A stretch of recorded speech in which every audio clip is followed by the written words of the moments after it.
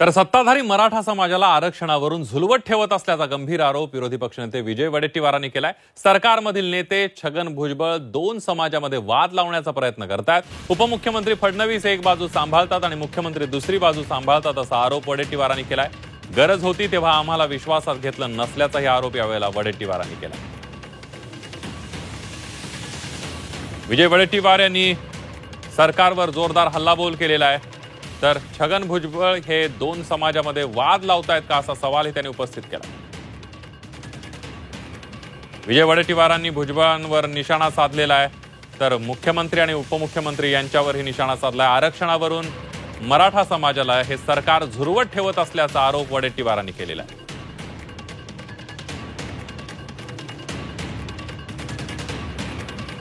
आपण बघतोय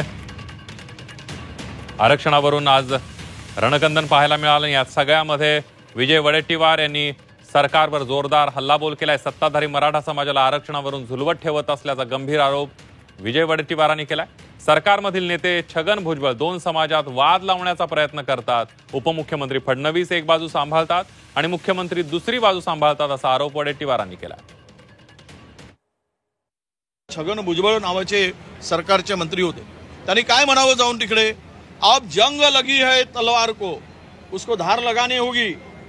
और जो त्याच्या पलीकडे जाऊन काय म्हणतात, कुछ लोग अपनी औकात भूल गए, शायद उनको याद दिलानी होगी।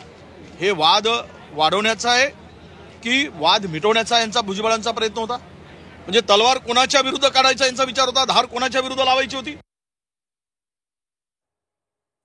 आपण बघतो उपमुख्यमंत्री एक बाजू सांभाळतात, दुसरी बाजू मुख्यमंत्री सांभाळतात आणि त्यात सोबतच आपण बघितलं की विजय वडेट्टीवार आणि भुजबळ यांच्यावर निशाणा साधलेला आहे।